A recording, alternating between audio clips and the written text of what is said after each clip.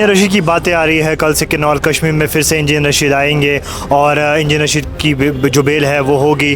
क्या आपको लगता है कि आप डर है सियासती पार्टियों का कि अगर इंजीनियर रशीद को बहाल किया जाएगा तो नॉर्थ कश्मीर में उनकी सीट नहीं? देखिए, मैं इंजीनियर रशीद साहब की तो बात करना ही नहीं चाहता हूँ। हमारी सीट तो एक बार नॉर्थ कश्मीर की थी, वो तो ज़ाया हो गई। इसी वोट के साथ साथ भारतीय जनता पार्टी का यहाँ खात्मा होगा, लखनपुर के पार हो जाएगी और उनका निशान नहीं मिलेगा, उनका एड्रेस नहीं मिलेगा, उनका पिन कोड नहीं मिलेगा, है ही नहीं कहीं पर। वो दिखाने की हवा जो दिखा रहे हैं वैसा बिल्कुल नहीं है।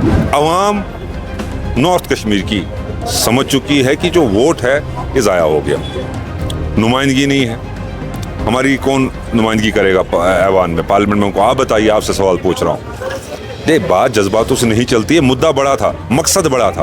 अब आप जज्बातों पर किसी को वोट, किसी को जेल निकाल। देखिए, मैं खुद पेशे से वकील हूँ, वोट पर कोई जेल से बाहर नहीं आता है। अब उनका कसूर क्या है वो कोर्ट देखेगा, लेकिन एक रिटोरिक, एक बयानबाजी जिस तरीके से की गई, लोगों को झूठ बोला गया, वो बदकिस्मती की बात है। झूठ नहीं बोलना चाहिए था। आप कैंपेनिंग करिए, सच की कैंपेनिंग कीजिए। अगर आपके वोट से वो रिलीज हो रहे थे, क्या हुआ? तो ये साबित होता है अवाम को झूठ बोला गया। और अभी उनके कैंडिडेट जरा पता कीजिए कौन है। असेंबली चुनाव की घंटी जम्मू कश्मीर के अंदर बज चुकी है और लगातार अब पार्टियों में हंगामा और सियासती सरगर्मियां अब शुरू हो चुकी है। मेरे साथ कांग्रेस के जाने माने लीडर और यूथ के इंचार्ज भी रह चुके हैं और मेरे साथ शेख आमिर। सबसे पहले बहुत बहुत इस्तकबाल शेख आमिर। लगातार हम देख रहे हैं कि अब हम ये कह सकते हैं कि जान जैसी आ गई है कांग्रेस जम्मू कश्मीर के अंदर। कारा साहब प्रेसिडेंट आ चुके हैं। क्या लगता है अब माहौल बदलेगा जम्मू कश्मीर के कांग्रेस में? शुक्रिया। कांग्रेस में आप कह रहे हैं जान आ चुकी है, जान नहीं है, थोड़ा मैं ये कहूँगा कि जमहूरियत में जान आ चुकी है। जमहूरियत इंशाल्लाह बहाल होने वाली है और इंतखाबात नज़दीक हैं। तो इससे पहले मौका नहीं था, वोट हमारे पास मौजूद नहीं था, वोट के हक से महरूम रखा गया था और 10 साल के बाद आज चुनाव हो रहे हैं। तो इससे पहले हमारे वकार रसूल साहब थे, उन्होंने भी अपना काम बखूबी अंजाम दिया। अब तारिक हमीद कारा साहब हैं, इनके पास तजुर्बा है, मेंबर ऑफ पार्लियामेंट भी रहे हैं, मिनिस्टर भी रहे हैं, MLA रहे हैं और कांग्रेस वर्किंग कमेटी के मेंबर थे। अब कांग्रेस के PCC प्रेसिडेंट बने हैं, तो मैं उनको मुबारकबाद पेश करता हूँ। आज इन्हीं के वेलकम के लिए उनको खैर मकदम हमने किया, उनका इस्तकबाल किया।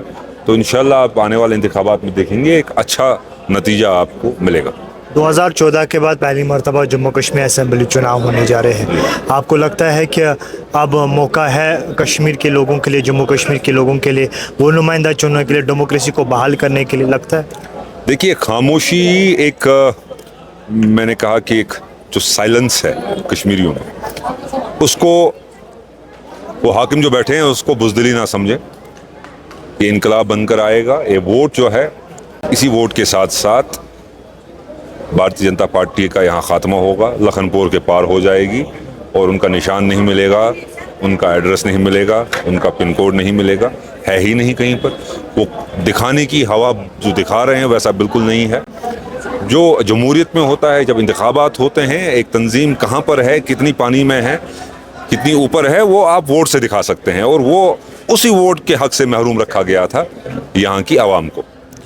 तो अब वो मौका आ गया है, असेंबली इंतखाबात है। असेंबली इंतखाबात में यहाँ के जो जम्मू कश्मीर के जो मुद्दे हैं, हर कॉन्स्टिट्यूंसी में मुख्तलिफ मुद्दे हैं, लेकिन अगर पॉलिटिकल बड़े जो मुद्दे हैं, चाहे रियासत का दर्जा है, 35 से है, 370 की मनसूखी हुई, हमारे पास रोज़गार के हुकूक जो अपने थे या हमारे ज़मीनी हुकूक जो थे वो हमसे छीने गए, हमारी शिनाख्त पर हमला हुआ, हमारे तशख़्ख़ुस पे हमला हुआ, हमको जलील करने की कोशिश हुई। एक ही रियासत मुस्लिम मेजॉरिटी, उसको इन्होंने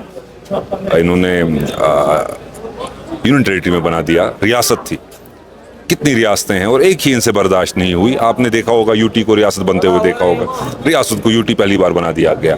उसके बाद बड़े बड़े वादे, 370 के बाद वो होगा, ऐसा होगा, तरक्की होगी, बड़ा मामला होगा, लाल चौक को सजाया गया, तरक्की का ड्रामा किया गया, बिल्कुल वैसा नहीं हुआ। इनके वादे ही रहे। अगर मैं आपको याद दिलाऊं को हाल ही में ये वादा किया गया कि रियासत का दर्जा बहाल किया जाएगा। शेख साहब, एक आफाई लग से कल से लगातार हो रही है कि गुलाम नबी आज़ाद साहब फिर से कांग्रेस में आ रहे हैं, क्या ये किस हद तक सही? देखिए, गुलाम नबी आज़ाद साहब कांग्रेस में आएंगे या नहीं आएंगे, जब कांग्रेस से वो निकले वो उनका ज़ाती फैसला था। अब जब वो आएंगे तो वो उसका फैसला आला कमान लेगी। वो हम तक तो नहीं है उनको वापस लाना, तो वो आला कमान जानती है। उनको अगर बेहतर लगेगा गुलाम नबी आज़ाद साहब को वापस कांग्रेस में लेना, तो वो जानते हैं। तो हम उनके हर फैसले से, आज फैसला हुआ 2 दिन पहले का कि तारिक हमीद करा साहब हमारे नए सदर हैं, तो हमने इस्तकबाल किया। जो उनका वो सही बेहतर जानते हैं हमसे कि तंजीम के लिए, जम्मू कश्मीर की आवाम के लिए बेहतर क्या रहेगा। आपको ये भी याद दिलाना चाहूँगा कि कल से ये भी कहा जा रहा है कि नेशनल कॉन्फ्रेंस पीडीपी और कांग्रेस जो है प्री पोल अलायंस करने जा रही है, क्या ये सही है? अलायंस का कुछ बातचीत तो चल रही है। मैं तो बस आवाम को यही कहूँगा कि सुनो लोगो, न घबराओ, कि अब आएंगे दिन बाहर के, अब बाहर के ही दिन आएंगे। और अलायंस भी जो होगी वो आवाम के हक में होगी और आवाम के फलाह बहबूदी के लिए होगी और आवाम के लिए ही होगी। हम अपना इक़्तिदार नहीं ढूंढ रहे हैं। देखिए, मैं भी चुनाव लड़ना चाहता हूँ। मैं भी 15 साल से, आपने देखा होगा, मुझे स्टूडेंट्स विंग में भी रहा, यूथ कांग्रेस में भी रहा, अब पीसीसी में भी पिछले 6-7 साल में हूँ। आवाम में जा रहा हूँ, नौजवानों की बात करता हूँ, नौजवानों के मसलों को पहचानता हूँ, जानता हूँ और उनका इजाला करने की कोशिश करता हूँ। क्योंकि हम अगर आप देखेंगे, इक़्तिदार नहीं है, लेकिन इक़्तिदार से बाहर भी हमने कोशिश की। अब अगर फैसला आता है हमारे हक में नहीं आएगा, अलायंस मेरी कॉन्स्टिट्यूंसी में हो जाए और वो किसी और तंजीम को चले जाए, क्या करें? बड़े मुद्दों के लिए, बड़े जो मामलात हैं पूरे मुल्क में, या जम्मू कश्मीर की इस वक्त बात करूँ, तो उसके लिए अगर मैं एक सीट की कुर्बानी दूं, तो मुझे लगता है कि आवाम के लिए बेहतर होगा वो करना चाहिए। इंजीनियर रशीद की बातें आ रही है कल से कि नॉर्थ कश्मीर में फिर से इंजीनियर रशीद आएंगे और इंजीनियर रशीद की जो बेल है वो होगी। क्या आपको लगता है कि आप डर है सियासती पार्टियों का कि अगर इंजीनियर रशीद को बहाल किया जाएगा तो नॉर्थ कश्मीर में उनकी सीट नहीं? देखिए, मैं इंजीनियर रशीद साहब की तो बात करना ही नहीं चाहता हूँ। हमारी सीट तो एक बार नॉर्थ कश्मीर की थी, वो तो ज़ाया हो गई। उनकी जज्बातों का, उनके वोट का, उनके फैसले का मैं आदर करता हूँ, उसकी कदर करता हूँ। लेकिन अवाम नॉर्थ कश्मीर की समझ चुकी है कि जो वोट है ये ज़ाया हो गया, नुमाइंदगी नहीं है हमारी। कौन नुमाइंदगी करेगा ऐवान में, पार्लियामेंट में? उनको आप बताइए, आपसे सवाल पूछ रहा हूँ। ये बात जज्बातों से नहीं चलती है। मुद्दा बड़ा था, मकसद बड़ा था।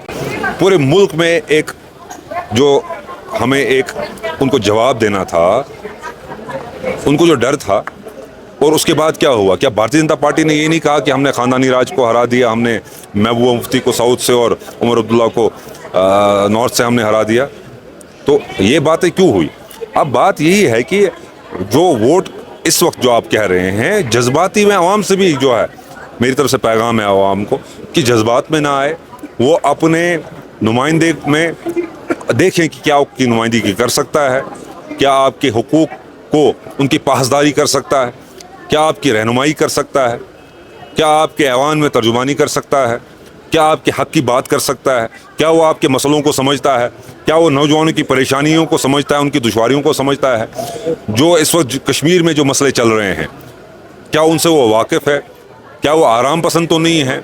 क्या वो आवाम के लिए निकला है? क्या उसके बैकग्राउंड में उसके पास है क्या कि वो आवाम को इस वक्त बताएगा? तो जो आवाम के लिए निकला है, जो आवाम की खिदमत कर रहा है, उसको वोट दिया जाए। अब आप जज्बातों पर किसी को वोट, किसी को जेल निकाल, देखिए मैं खुद पेशे से वकील हूँ, वोट पर कोई जेल से बाहर नहीं आता है।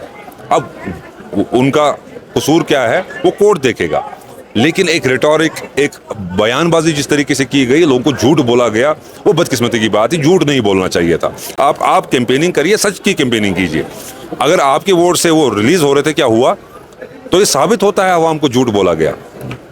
और अभी उनके कैंडिडेट जरा पता कीजिए कौन है, कहाँ से वो आए, उनकी जो है वो किसके साथ मुंसलिक है, किन का इशारा है, किन ने उनकी पीठ थपथपाई है, किनका इशारा, वो आप समझ लीजिएगा। देखिए, आवाम हमारे नॉर्थ कश्मीर की, खासकर ज़िला बारामूला की आवाम जो है बाशऊर है, समझदार है। वो समझती है हाँ जज्बात जो थे उस वक्त एक बनाया गया माहौल, जिस माहौल के पीछे वो जो आ गए, मैं उनका कसूर नहीं समझता हूँ, क्योंकि जो साजिशें होती हैं वो बड़ी होती हैं, तो आम जनता जो उसको समझ नहीं पाती है। तो मैं ही गुजारिश करता हूँ कि आवाम इस बार जो है आप समझदारी से काम ले, और मैं कुछ नहीं कहूँगा। बहुत बहुत शुक्रिया हमारे साथ बातचीत करने के लिए। शेख आमिर हमारे साथ बातचीत कर रहे थे, जहां आप सबको पता है कि घंटी बज चुकी है। जम्मू कश्मीर असेंबली चुनाव 18 सितंबर से होने जा रही है पहली फेज़, लेकिन जहां अब तैयारियां ज़ोर शोर से हो रही है और वही अब नेशनल कॉन्फ्रेंस और PDP और कांग्रेस ये मनसूबा बना रही है, क्या वो प्री पोल अलायंस करेंगे या नहीं करेंगे, वो वक्त पर पता चलेगा। आप तब तक देखिए Kashmir pride bureau journalist Mudassir Khan के साथ शबरेज़ बशीर, श्रीनगर।